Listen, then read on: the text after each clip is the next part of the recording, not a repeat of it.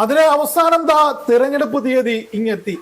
എല്ലാ മുന്നണികളും എല്ലാ പാർട്ടികളും കാത്തിരുന്ന് കണ്ണുകിഴച്ച തീയതി എത്തി. സംസ്ഥാനത്ത് തദ്ദേശ തെരഞ്ഞെടുപ്പ് 2 ഘട്ടങ്ങളിലായി നടക്കും. ഡിസംബർ 9, 11 തീയതികളിലാണ് തിരഞ്ഞെടുപ്പ് നടക്കുക എന്നുള്ള സംസ്ഥാന തെരഞ്ഞെടുപ്പ് കമ്മീഷണർ എ ഷാജഹാൻ ഇപ്പോൾ പത്രസമ്മേളനത്തിൽ അറിയിച്ചിരിക്കുകയാണ്. ഇത് മുന്നണികൾ എങ്ങനെ നോക്കിക്കാണും? കുറെ നാളായിട്ട് കെവിൻ പറഞ്ഞ പോലെ തന്നെ നോക്കിയിരിക്കുകയായിരുന്നു അല്ലെങ്കിൽ ഈ തെരഞ്ഞെടുപ്പ് ഡേറ്റ്. ഇപ്പൊ ഈ ഒരു ഡേറ്റിന് ശേഷം അല്ലെങ്കിൽ ഇപ്പൊ ആ ഒരു തീയതി വന്നതിന് ശേഷം ഇനി ആയിരിക്കും പ്രസ്തുതപരമായിട്ടുള്ള പല തീരുമാനങ്ങളും പല മുന്നണികളും എടുക്കാൻ പോകുന്നത്. ആരൊക്കെ ചാടും ആരൊക്കെ നിൽക്കും എന്നുള്ളതൊക്കെ നമുക്ക് ഇനി വേണം നോക്കി കാണാൻ വേണ്ടി. ഓരോ ജില്ല തിരിച്ച്, ഓരോ കോർപ്പറേഷൻ തിരിച്ച്, ഓരോ വാർഡ് തിരിച്ച് നമുക്ക് കാണേണ്ടി വരും ഇത്തരം ഓരോ വാർഡ്. ഇനിയിപ്പോ സംസ്ഥാന സർക്കാരിന്റെയോ അല്ലെങ്കിൽ തദ്ദേശ വകുപ്പിന്റെയോ ഉദ്ഘാടന മഹാമഹങ്ങളൊന്നും നടക്കില്ല. സംസ്ഥാനത്ത് പെരുമാറ്റച്ചട്ടം ഇന്നു മുതൽ നിലവിൽ വന്നിരിക്കുകയാണ്. നിലവിൽ വന്ന സാഹചര്യത്തിൽ ഇനി ഒരുപാട് ഓഫറുകളോ അല്ലെങ്കിൽ വാഗ്ദാനങ്ങളോ ഇനി ഒരിടത്തും റെയിൽ മെട്രോ അല്ലെങ്കിൽ മെട്രോ റെയിൽ പോലുള്ള സംവിധാനങ്ങളൊന്നും പ്രഖ്യാപിക്കാൻ ഭരണകക്ഷിക്കാവില്ല. ഇനി തദ്ദേശത്തിൽ പോര് മുറുകാനാണ് സാധ്യത. നോക്കൂ, അതായത് ആകെ 1200 തദ്ദേശ സ്ഥാപനങ്ങളാണുള്ളത്. അതിൽ 23,612 വാർഡുകളും രാവിലെ 7 മണി മുതൽ വൈകിട്ട് 6 മണി വരെ പോളിംഗ് സമയം ആണ് ഉള്ളത്. ഇപ്പൊ കഴിഞ്ഞ തവണ 3 ഘട്ടമായിട്ടായിരുന്നു ഇപ്പോൾ തെരഞ്ഞെടുപ്പ് നടന്നത്. അപ്പൊ ഈ പ്രാവശ്യം കുറച്ച് 2 ഘട്ടമായിട്ടാണ് നടക്കുന്നത്.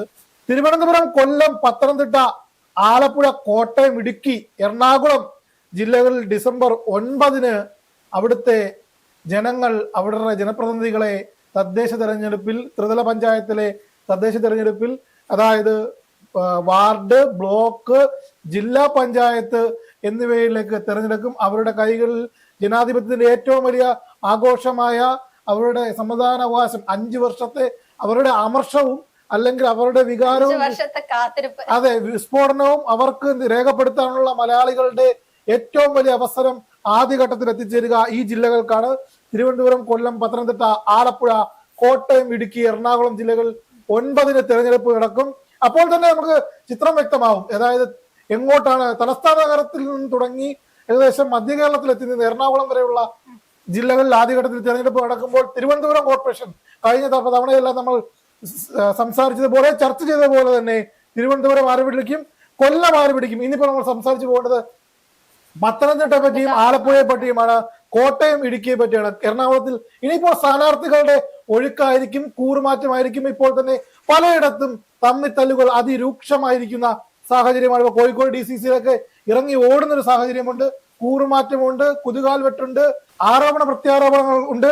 അങ്ങനെ നീങ്ങിക്കൊണ്ടിരിക്കും. ശക്തമായ ജനാധിപത്യത്തിന്റെ മഹോത്സവത്തിന് ഇനി കൃത്യം പറഞ്ഞാൽ 1 മാസം ഇല്ലല്ലേ? ഇന്നത്രയാണ് തീയതി? 10 ഒരു മാസത്തിന് 1 ദിവസം കുറവ് അത്തരത്തിൽ. അപ്പൊ 2ാം ഘട്ട തെരഞ്ഞെടുപ്പ് നടക്കുന്നത് 11-ാം തീയതിയാണ്, ഡിസംബർ 11-ാം തീയതി. അതായത് ക്രിസ്മസ് സമ്മാനം ആയിട്ട് പുതിയൊരു തദ്ദേശ ഭരണമാണ് കേരളത്തിലെ ജനങ്ങൾക്ക് ലഭിക്കാൻ പോകുന്നത്. തൃശ്ശൂർ, വയനാട്, പാലക്കാട്, കോഴിക്കോട്, മലപ്പുറം, കണ്ണൂർ, കാസർഗോഡ്, അതായത് മലബാർ അങ്ങോട്ട് തിരിച്ച് അങ്ങോട്ടുള്ള ഏരിയകളിൽ തെക്കൻ കേരളവും മധ്യ കേരളവും ആദ്യം 9-ാം തീയതി, അതെ, മലബാർ ഏരിയ വരെയുള്ള ഘട്ടങ്ങൾ ഡിസംബർ 11-ന് അവിടുത്തെ ജനങ്ങളും തെരഞ്ഞെടുപ്പ് നടത്തും. നവംബർ 14-ന് വിജ്ഞാപനം ഇറങ്ങും. ഇതുമായി ബന്ധപ്പെട്ട് വിജ്ഞാപനം ഇറങ്ങും. അത് കഴിഞ്ഞിട്ട് ഇവിടെ സ്ഥാനാർത്ഥികൾ നോമിനേഷൻ കൊടുക്കാനുള്ള തിരക്കിലായിരിക്കും. പിന്നെ ഇനിയിപ്പോൾ കഴിഞ്ഞ 2 ദിവസമായി നമ്മൾ ചർച്ച ചെയ്തുകൊണ്ടിരുന്നത് BJP-യും CPM-ഉം സംസ്ഥാനത്ത് എന്ത് ചെയ്യുന്നു. കോൺഗ്രസിനെ പറ്റിയുള്ള വാർത്തകളൊക്കെ പല ഘട്ടങ്ങളിലും പല മേഖലകളിൽ നിന്നും നമുക്ക് ലഭിച്ചതാണ്. വാർത്തകളായിട്ടും അതേപോലെ തന്നെ റിപ്പോർട്ടുകളായിട്ടും ലഭിച്ചതാണ്. ഇനിയിപ്പോൾ ആൾക്കാർ നോക്കിക്കാണുന്നത് പതിയിരിക്കുന്ന CPM-ഉം BJP-യും UDF-ന്റെ നിരീക്ഷണങ്ങൾ കണ്ടുകൊണ്ട് എത്രത്തോളം പ്രവർത്തിക്കുമെന്നുള്ളതാണ്.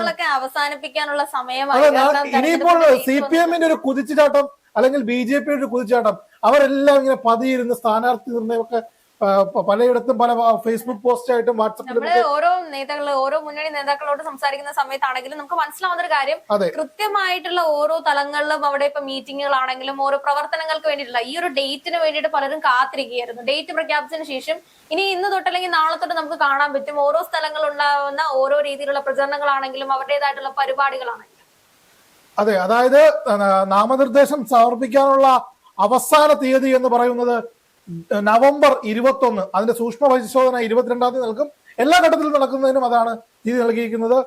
നവംബർ 24-ന് ഇനി ആരെങ്കിലും അങ്ങോട്ടും ഇങ്ങോട്ടും കാലുമാറിയ പാർലമെന്ററി ബോർഡിനോ അല്ലെങ്കിൽ ഇവിടുത്തെ രാഷ്ട്രീയ പാർട്ടികൾക്കോ ആർക്ക് തന്നെ ആയാലും അവരെ കൊടുത്ത നാമനിർദ്ദേശ പട്ടിക അല്ലെങ്കിൽ നാമനിർദ്ദേശം പിൻവലിക്കാനുള്ള അവസാന തീയതി എന്ന് പറയുന്നത് നവംബർ 24 നോക്കൂ, മട്ടന്നൂർ ഒഴികെയുള്ള തദ്ദേശ സ്ഥാപനങ്ങളിലേക്കാണ് തെരഞ്ഞെടുപ്പ്. മറ്റുള്ള ഭരണകാലാവധി അവസാനിക്കുന്നത് 2027 അപ്പൊ അതാണ് ഈ മൊത്തത്തിലുള്ള തദ്ദേശ സ്ഥാപനങ്ങളുടെ ഒരു കണക്ക് പുറത്തു വരുമ്പോൾ ആ കുറവ് സൂചിപ്പിക്കുന്നത്.